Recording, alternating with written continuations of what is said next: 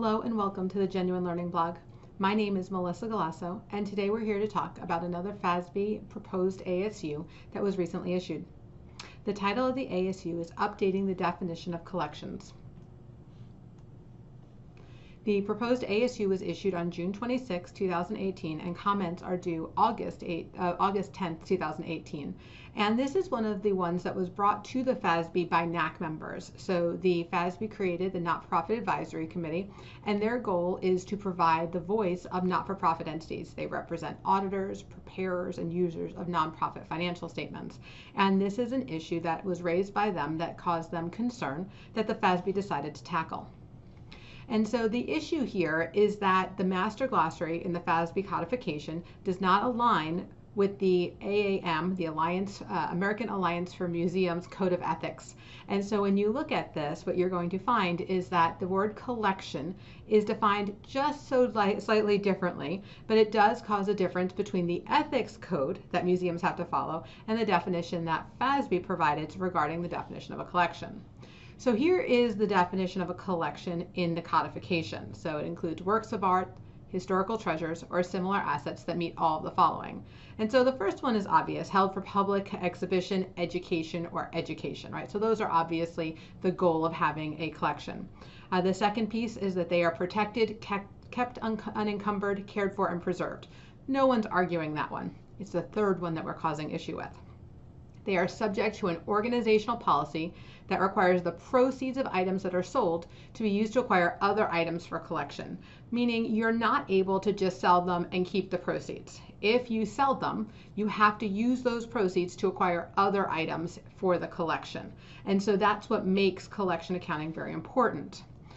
Because if it qualifies under the definition of a collection and they meet those three conditions, then they do not have to actually recognize those, because they're always going to be, no matter what it is, it's always going to be replacing what's in the collection today. And so there's special accounting for the definition of collections. Well, under this issue, there's a difference between the definition of the term collections and under the FASB codification and the definition under the ethics code for museums. And so the proposal is basically to modify the definition of the term collections to allow the concept of the proceeds, if they do sell it, to support the direct care of existing collections, in addition to the current requirement that proceeds from the sale be used to acquire other items. So the museums did allow for the entities to, or for museums to be able to, if they sold it, use that money for the care, and they use the term direct care of the existing condition. They didn't also have to acquire it. So you can see here in bullet 3, which is from the first of the 3 bullets before, they are subject to an organizational policy that the proceeds of items that are sold, and here's the difference, be limited to the direct care of existing collections or the acquisition of others. So they're going to expand bullet 3 to allow not only for the current acquisition, but also to allow for the direct care, which is broader use of the money from a sale.